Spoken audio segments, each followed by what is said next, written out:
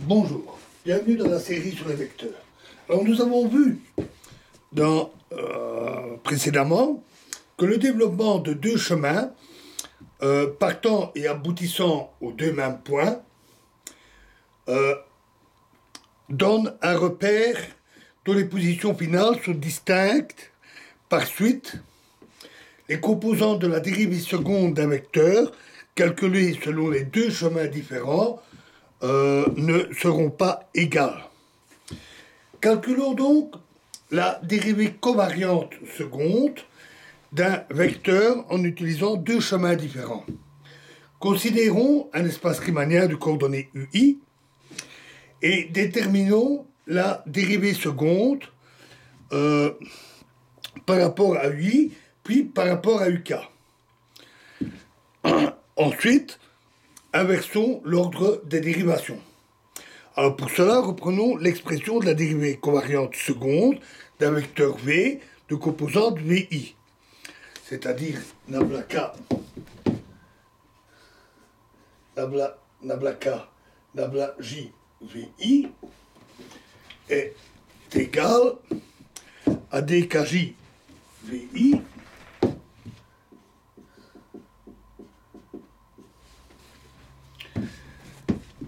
moins VL dk gamma ILJ moins VL je l'ai fait moins gamma ILJ dk VL moins gamma ILJ dk VL moins gamma IRK moins gamma IRK DJVR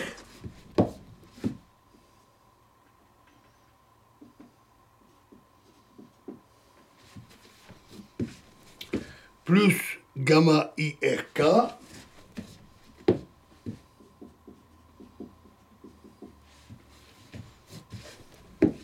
gamma JLR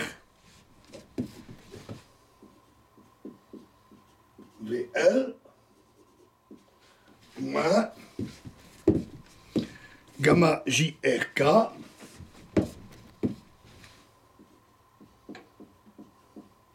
gamma ILR VL.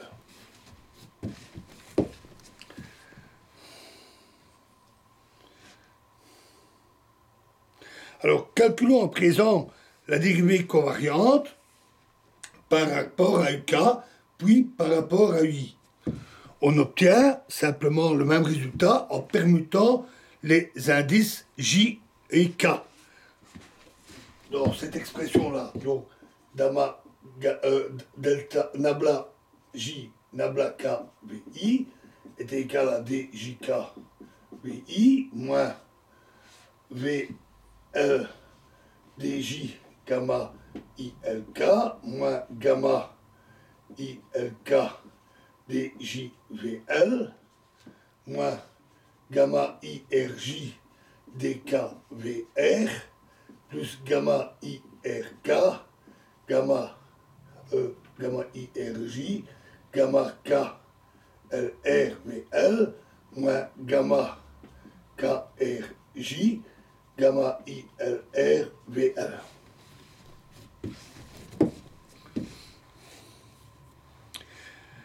En admettant que les composantes vérifient la propriété classique qui dit que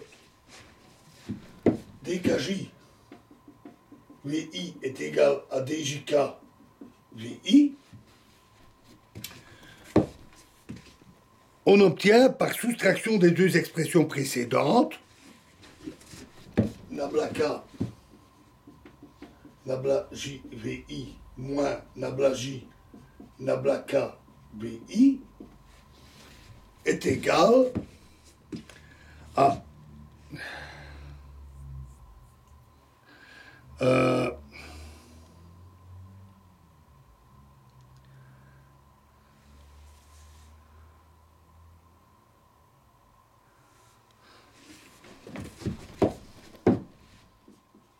DI gamma ILK.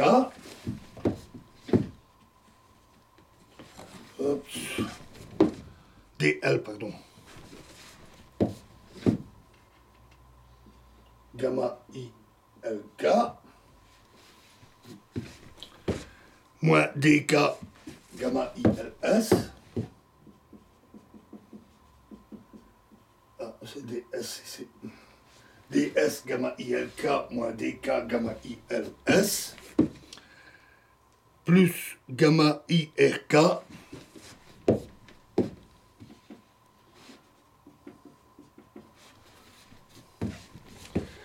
Gamma JLR.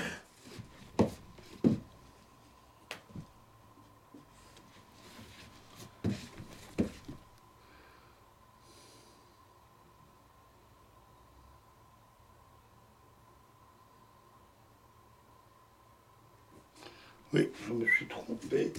C'est DJ, pas DS. Gamma ILJ. DJ, gamma ILK. Moins DK, gamma ILJ. Plus gamma IRK, gamma JLR. Moins gamma LRJ. Gamma KLR.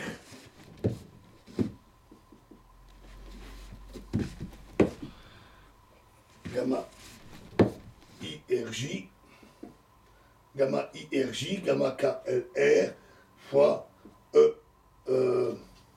fois VL.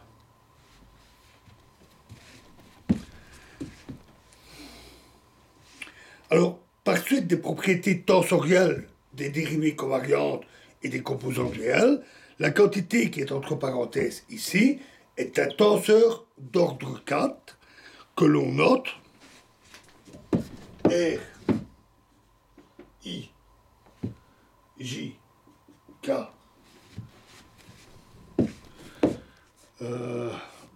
I, L, J, K, I, L, J, K est égal à toute la quantité ici entre parenthèses. Et ce tenseur est appelé tenseur de Riemann-Christoffel, ou on l'appelle encore tenseur de courbure de l'espace riemanien. Donc on comprend bien que la courbure d'un espace riemanien va être caractérisée à l'aide de ce tenseur. Et avant de revenir sur la courbure, nous allons d'abord voir certaines propriétés du tenseur de Riemann-Christoffel. Alors, d'abord, les composantes covariantes du tenseur de Riemann-Christoffel sont données par R, I, J, RS égale GJK fois R, I, K, RS.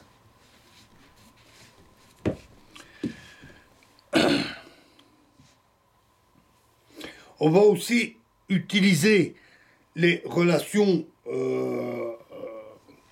suivantes entre les symboles de Christoffel de première espèce et de deuxième espèce. JJK fois gamma RKL égale gamma RJL. Et de même avec JJK gamma SKL égale gamma SJL.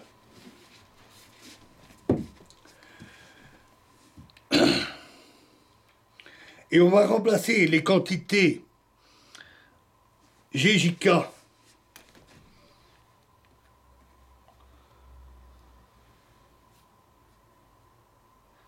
donc les GJK, que je retrouve les GJK fois les dérivés du symbole gamma, on va les remplacer par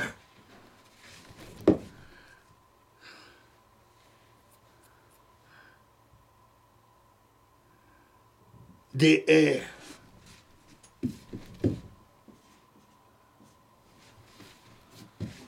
GJK gamma I JKS, JKS égale à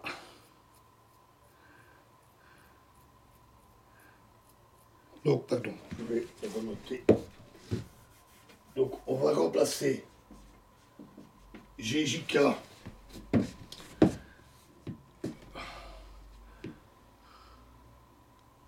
DR gamma IKS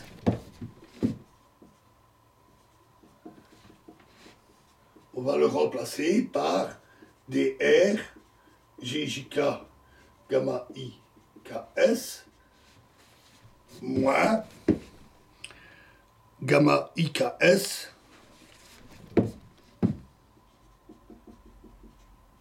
DR GJK. Donc on a simplement appliqué la dérivée à un produit.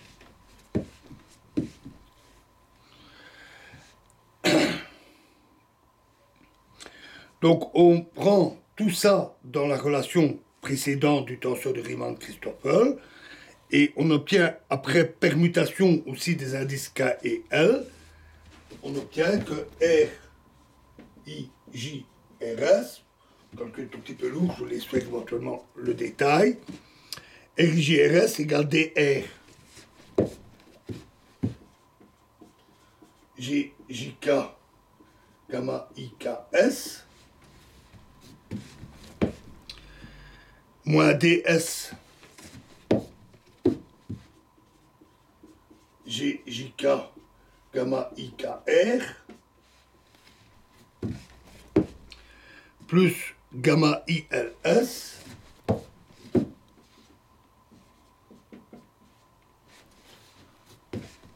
fois gamma RJL, moins DRGJL,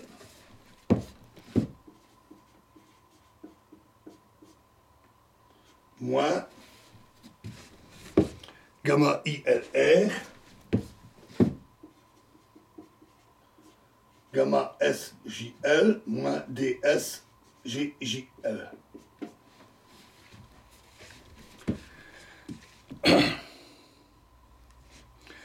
On peut remplacer les symboles de Christoffel par leur expression en fonction des coefficients G I J de l'élément linéaire, et on trouve que 2dr gamma IJS est égal à dr IJ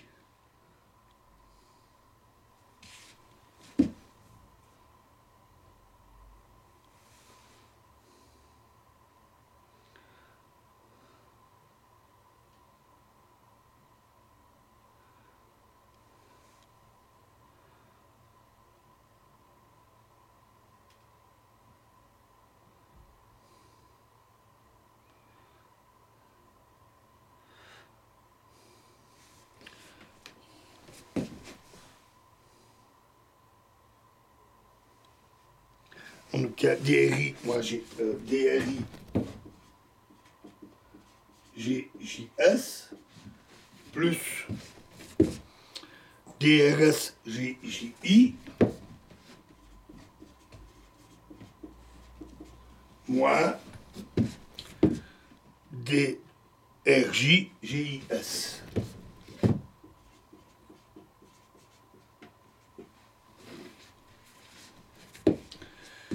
On reporte dans l'expression précédente et on trouve finalement l'expression habituelle du tenseur de Riemann-Christoffel, RIJRS, est égale à 1 demi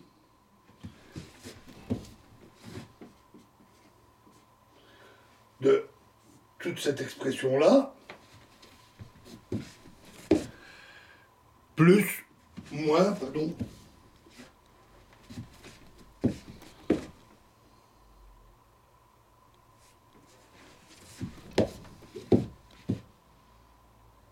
moins gamma IKJ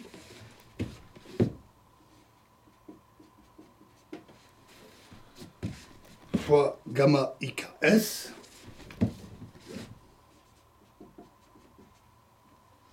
plus gamma IKJ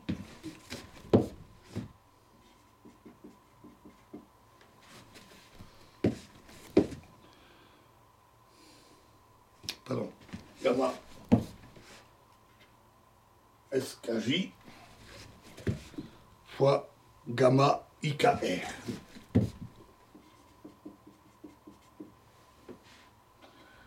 J'ai une erreur ici, c'est gamma RKJ.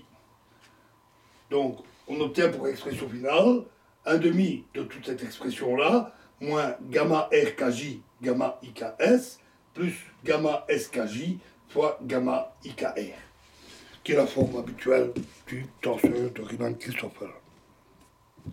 Voilà, alors dans la vidéo précédente, nous parlerons des coordonnées normales, qui sont un jeu de coordonnées qui simplifie les expressions, et nous parlerons également des symétries du tenseur de Riemann-Christoffel. Je vous remercie.